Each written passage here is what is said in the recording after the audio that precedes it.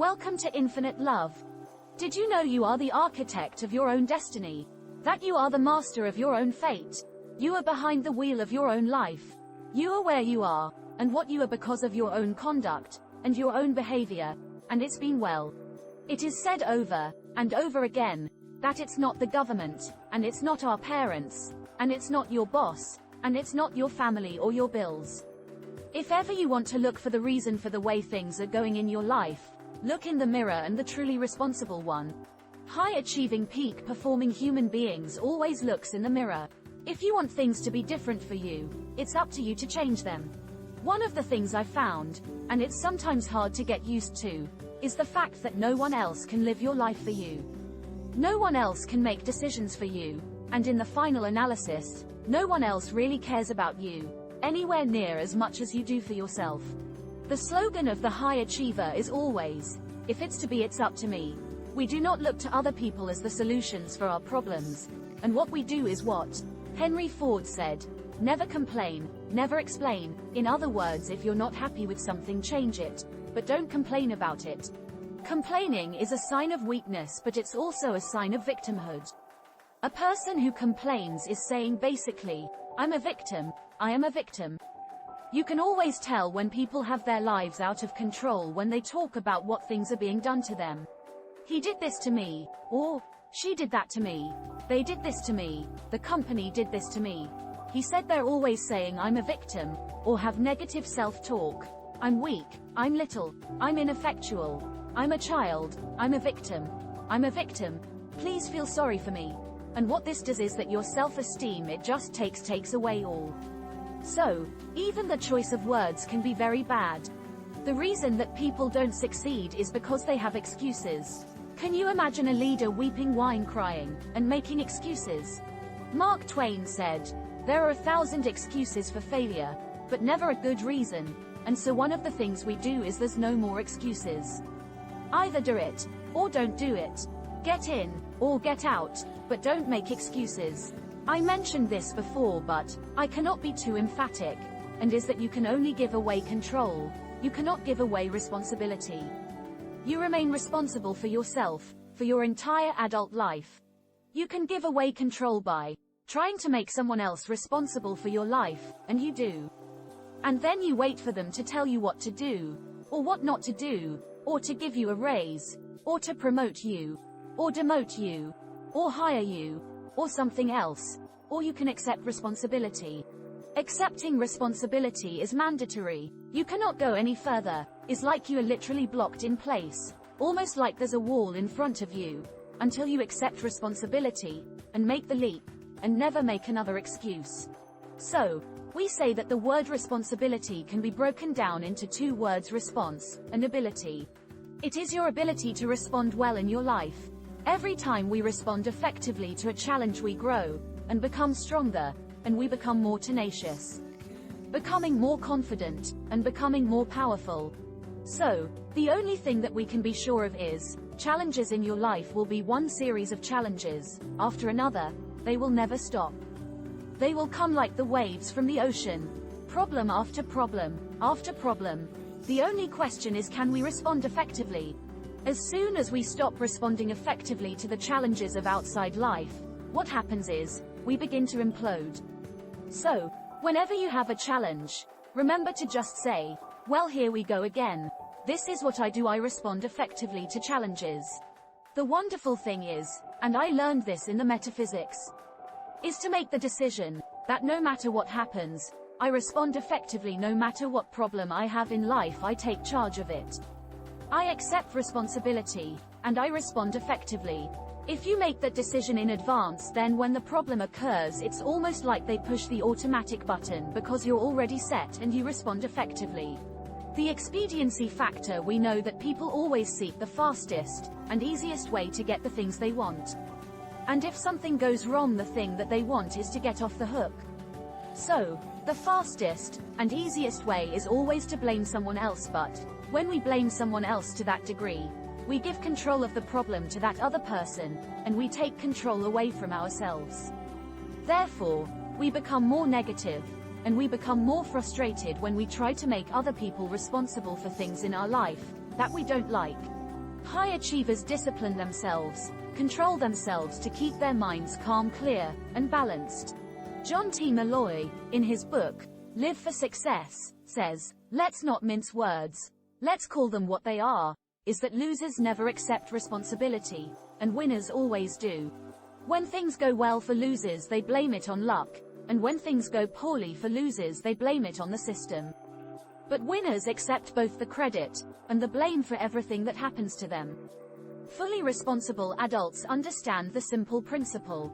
You'll understand one of the key reasons why people move to the executive suite and move ahead rapidly in their careers, while other people go nowhere, is because bosses, managers and executives are very alert to the degree of commitment that you make to your work.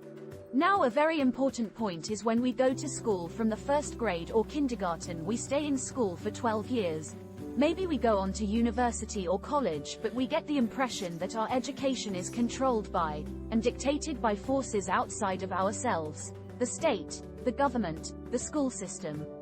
When we come out of school, we sometimes make the mistake of thinking that if we are to be educated further, it is up to our employer to do it.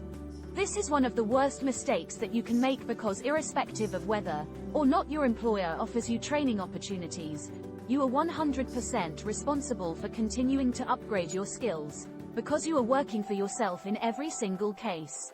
A good question to ask yourself is this: if you were to take the stock of your personal company public, would you buy shares in you? Are you the kind of stock that is growing in value and profits? Every year, are you the kind of stock that is going up in the marketplace? Would you sell stock in you to widows and orphans as a secure investment, or has your stock kind of flattened out in the marketplace? In other words, are you a growth stock, or are you a stock for a long-term hold?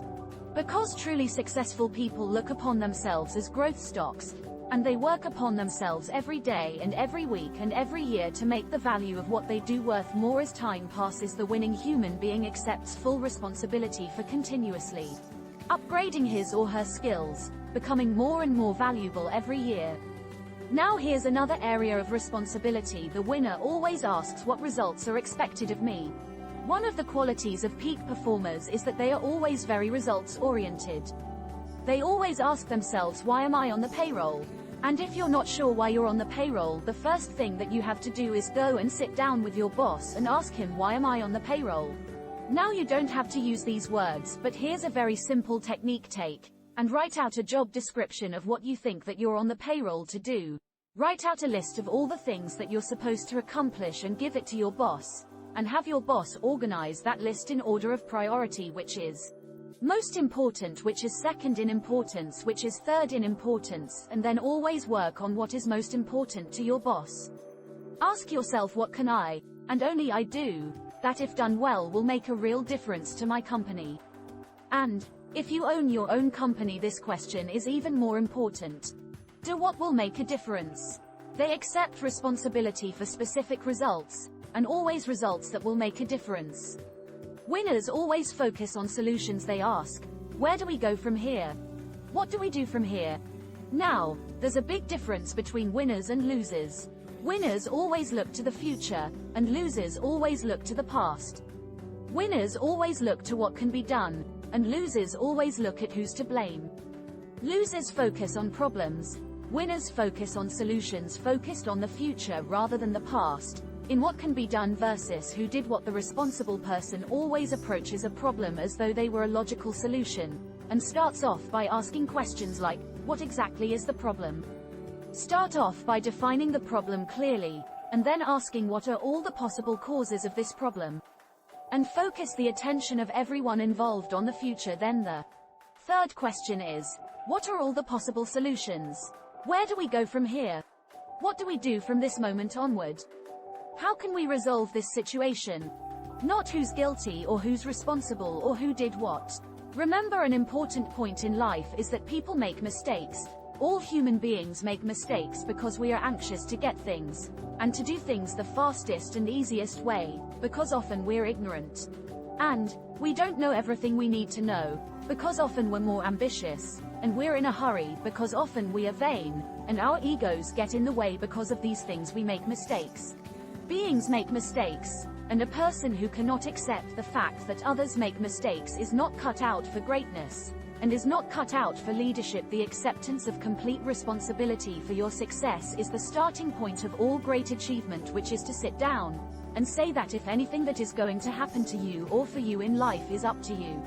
You cannot wait or hope that other people will do things for you, that you must take complete charge now. You will find a very interesting thing that when you accept total responsibility for your life. So say to yourself, what is it that I want to accomplish? Where do I want to go? Where do I want to be? What do I want to have? And what do I have to do to get there? And then take full charge of the process. If you walk, talk, and act like a responsible, self-assured individual, you will begin to feel calm, confident, and positive about yourself. Accept full responsibility for what happens in your life. It will raise your self-esteem and make you feel much better about yourself and everything that you're doing. By practicing the self-discipline necessary to refrain from blaming anyone for anything will develop courage, character, and self-esteem. If you do what successful people do, you will be successful too, and all successful men and women are self-responsible. I hope you'll understand that it's in your best interests to take responsibility for everything you do. I'm also going to suggest that many times it's even best to accept responsibility for the mistakes of others. I can hear you saying, what? Accept responsibility for someone else's mess-ups? Why would I want to do something like? But just look at a baby during the first few years of life. Every gesture, every facial expression, every tentative word has one message for the baby's parents. The message is, I am totally dependent on you. I can't do anything for myself. Even if I try, I can't be held responsible for the consequences. After all, I'm just a baby. 10 or 12 years later, of course, as the boy or girl enters adolescence, this message to the parents will be very different. It will sound something like this. Why don't you just leave me alone? I want to be totally independent. I don't want to do anything but think about myself. I certainly don't want to accept any responsibility for anything beyond my own very well-defined needs and desires. It's only when we're at last grown up that the first two messages, I'm totally dependent on you, and I'm totally independent of you, finally turns into, you can depend on me, which is the truly adult outlook. There are people in their 30s and 40s who are still acting like adolescents, and there are even people in their 40s and 50s who are still acting like babies as far as their attitude toward responsibility is concerned. These kinds of people can be hard to have around, especially if you have to work with them. Anybody can have an excuse for absolutely anything, and people have never been better at it than they are today. But the downside of excuses, even good ones, is that nobody really believes it. I don't care what people tell you. If you make excuses, they're going to know it, and they're going to think less of you. But if you refuse to rely on excuses, people are gonna know that too, and they'll admire you for it. So many people use excuses, but nobody really buys them. It's our modern version of the fable about the boy who cried wolf, an offshoot of the I didn't mean to do it excuse for evading responsibility is the I wasn't myself at the time excuse. It's like being at the helm of a ship. You are responsible for everything that takes place on your watch. You must wake up from the dream that somebody else will handle the pressure, that somebody else will shoot those 2 free throws. I slept and dreamed that life was beauty. I woke and saw that life was duty. A strong character is not a rigid character. In fact, exactly the opposite is true. Although it's important to be firm when you know something is right, and to maintain that right position even when the crowd is going against you and wants to put you down. Sometimes when the tide has run against you for a long time, it may be that what you held as a certainty was in fact not true. In the light of overwhelming circumstances, it's not only right, it's also smart to be able to see more than one way to accomplish a task. It's wise to see more than one solution to any problem. It's a good skill to see things as someone else might see them, because when the plan that served you so well for so long doesn't work anymore, then it's time to find another way. It's time to bend. It's time to move on, to change, to compromise, to talk, or you'll risk snapping like a dead branch in a stiff breeze. I don't really think it's less important or more important today to be open to change and flexible in adapting to it than it has been in the past. It's always been important to be flexible and far-sighted, anticipating whenever we can, and when we can't anticipate, being prepared for all possibilities. Sometimes it is best to advance by retreating. Sometimes wars can be won by losing a few battles, and long-term goals can be achieved by accepting short-term reversals. Sometimes it is best to resist like then tall grasses bending in the wind, or like a river finding a new route around an obstacle. A powerful ocean wave smashing onto a beach may wash away a sand dune, but the individual grain of sand simply goes with the flow and is unharmed.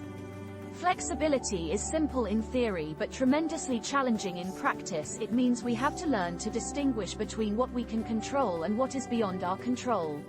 Practicing flexibility requires great self-knowledge, and iron self-control. To be flexible does not mean to be weak, to flounder about aimlessly and confused because we think there's nothing to be done. No, it requires self-discipline.